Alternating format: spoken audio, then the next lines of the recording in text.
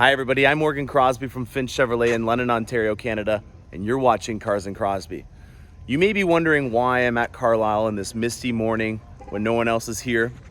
You also may be wondering why my Corvette is on a hoist. Well, I can tell you that Carlisle is a magical place. There's a lot of things. I'm even getting goosebumps just talking about it right now. You know, I've been looking at upgrades for my Corvette for a very long time, and one of the things that I've been hearing while I'm at the Corvette booth, which is over there, is a lot of really cool sounding exhausts. And they have lifts and mechanic shops set up all throughout this row here. And all weekend long, I've been listening to some really amazing exhaust notes. And it's kind of been an ominous thing because I've always been looking at trying to upgrade the exhaust on my C8. I had a C7 that, in my opinion, had a way more robust exhaust note on it. If you went through a tunnel, you could really tell the difference. And after talking to some engineers at the Chevrolet booth yesterday, I learned that there was nothing really that they could do to the C8 to make it have a louder exhaust due to the government regulations that they have now in Canada and in the US. So GM really is at a point where they're held responsible to make sure that they have an exhaust that meets the standards of what the government is asking for. But at the same time, as an individual, I'm entitled to be able to have whatever exhaust I think it should have. So I've gone and I've done it. I've finally gone an exhaust on my Corvette, and I'm really proud to say that I'm working with AWE on installing a touring exhaust on my C8 today. So you got an all C8 episode. We're gonna be doing an installation. I'm gonna show you the features on why I chose AWE and the benefits that I think that it'll have in the long run for my Corvette experience. Stay tuned, guys. I've got an all Corvette episode. I hope you guys enjoy. This is the last time you'll hear my Corvette sounding the way it does. And I have to tell you, I'm not too sad to see it go. I had a C7 Corvette. It's in sport mode right now, so that's as loud as it gets, and it's not a cold start because I just drove from Mechanicsburg. But there's a couple of reasons. The first thing is if you've noticed, my secondary color is carbon flash metallic or black, and nowhere else on my Corvette do you have polished aluminum or stainless steel. So for me, just from an aesthetics perspective, having a 4.5-inch tip on there that's in black, that to me in itself is a big win. I really don't like the idea of having something that stands out that much, and in my opinion, it's just gonna complete the look way more. I'm obviously going with a black exhaust on this one, and I think it'll be one of the last things that I do from an aesthetics perspective, other than the running boards or the rocker panels that we have coming in from ACS. I'm very happy with the look that I've gone with. And, you know, just taking a look at the back end or on the side profile here, seeing these stock exhausts that are in the stainless steel here, they just don't fit with the animal that I've created. So that's from the aesthetics perspective why I've decided to do this exhaust upgrade. All right, so this is the last time that you're gonna see the exhaust looking the way it does, and I hope you guys can appreciate the aesthetics that I'm trying to go with here. I've got 21-inch Vossens on it. I've wrapped the top of it to look like a hard top. We've accented it with ACS Composites ground effects, and then I've got these polished stainless steel tips on the back. Nothing on this vehicle goes with it, and in my opinion, that's a point of contention. I want to complete that look. My eyes are going straight to those exhaust tips when I see my Vette because nothing else on it matches that way. Now, Brandon and Sean have already taken off the back trunk area. There's a bunch of T15 screws that they have to do that with. And then they've got that nice little caddy over there that we use in body shops where they're gonna take off my rear bumper.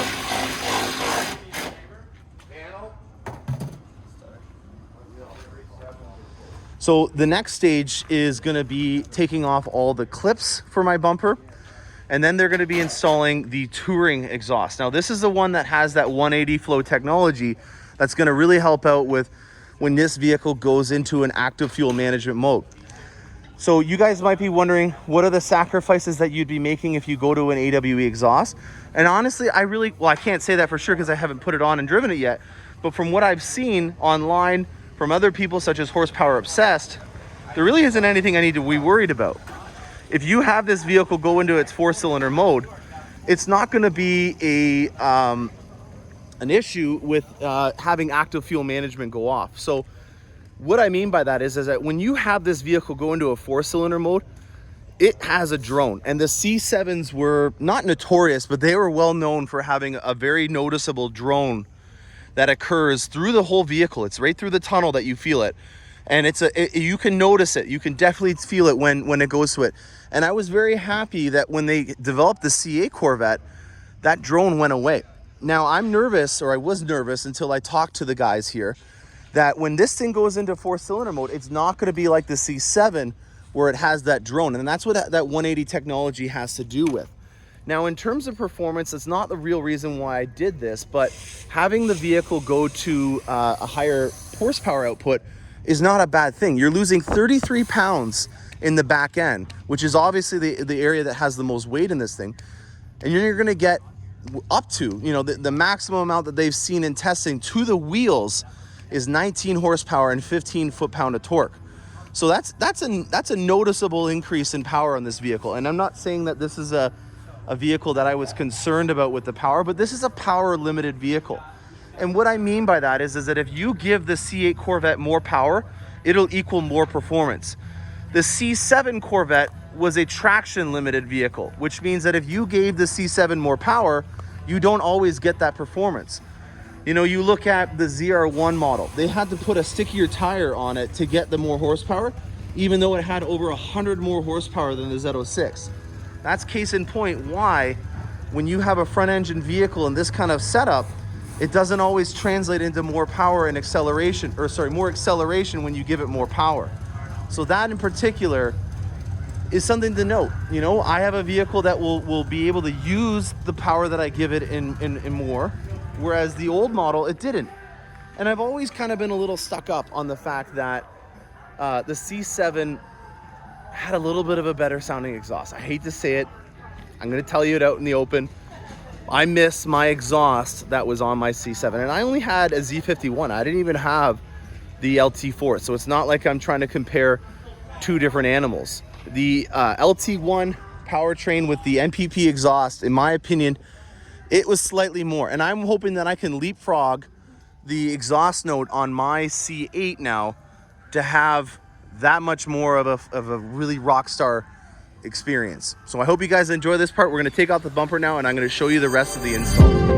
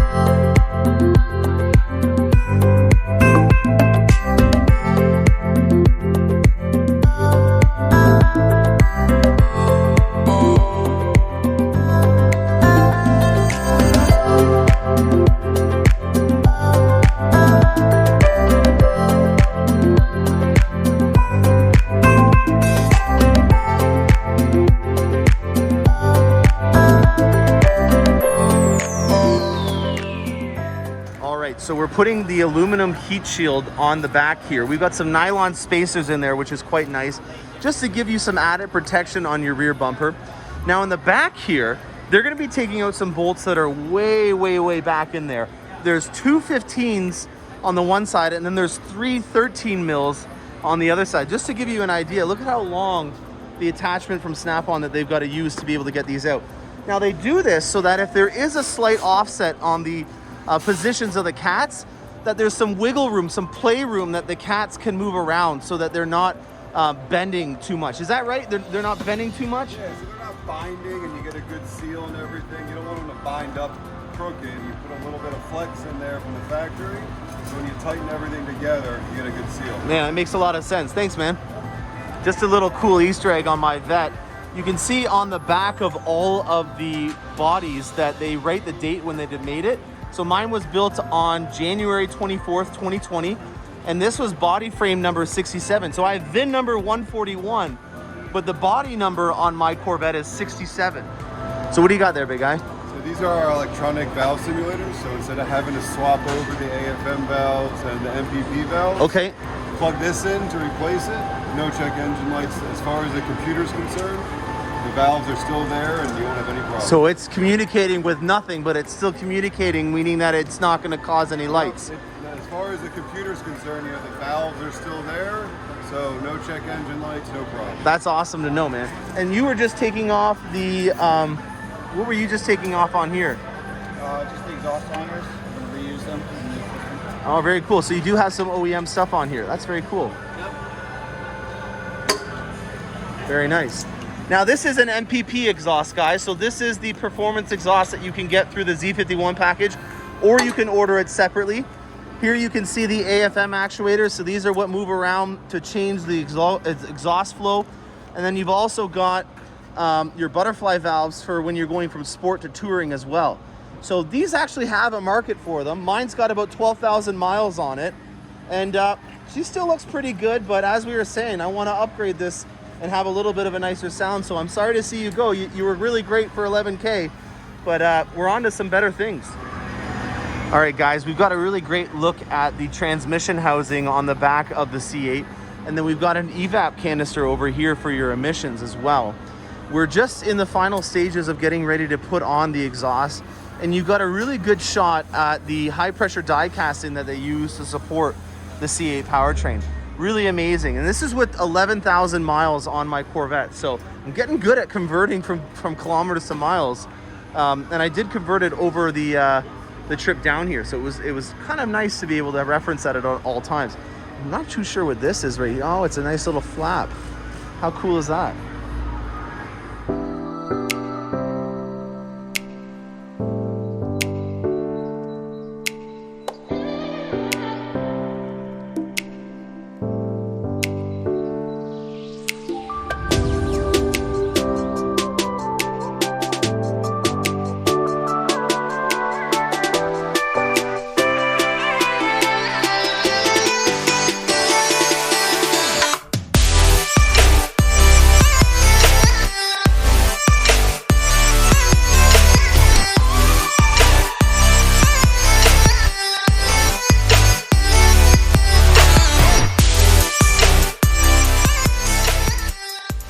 All right, so our first look at the AWE Touring exhaust. You got a beautiful cross pipe. This is 3-inch mandrel CNC bent 304 stainless steel that's on here. And then this is the touring component of it. So if you have the race or track exhaust, it's not gonna add that. It's basically gonna be straight piped and it's a lot more raspy. This is really gonna be, you know, the step in between being a track exhaust and what you had on its stock, and that's what I was going for. I don't need to go all out. I'm not trying to make a race car here, but I wanted to have a little bit more bark. Now over here, you can see on the stock OEM exhaust, there's a lot more heat shielding that goes on here. And that has to do again with the government mandates making these mufflers be quite large to control these sounds that are allowed to be done through the factory. Now with that having a lot more mass, 33 pounds to be exact, you have to have a lot more heat shielding on it. So if you're seeing that there's not as much heat shielding on here, it's because you have more space for air to get in there. You have less mass for this thing to retain the heat, because all this metal obviously does a really good job at retaining heat. And so therefore you need less heat shielding on it in order to keep that from melting your back bumper.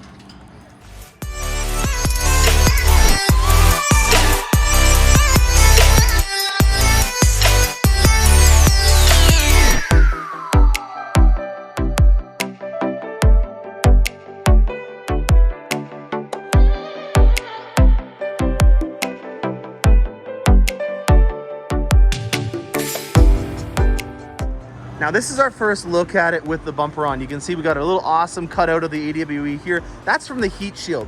And on the topic of that, they did temperature probing in 180 different areas when they were doing the testing on this exhaust. And they found that the most vulnerable area for it was back here. So that's why you see the heat shielding there. It's not really necessary in a lot of the other areas because it's a lot more open and there's a lot less mass on this exhaust. So you're not having to deal with as much heat that's retained in the exhaust system.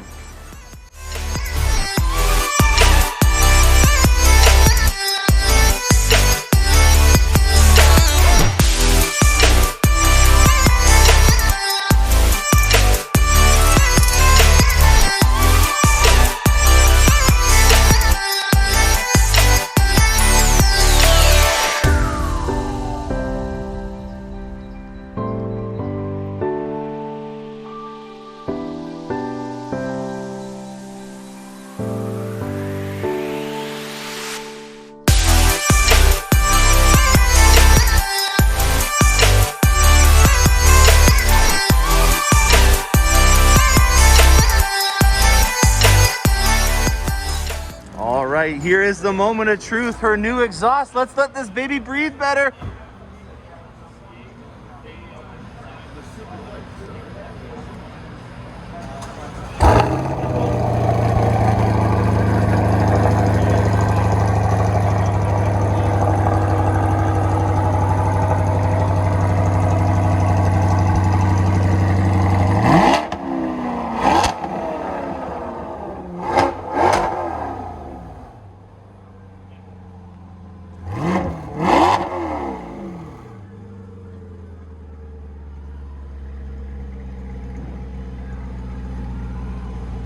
Oh man, I couldn't be happier. That sounds so much better.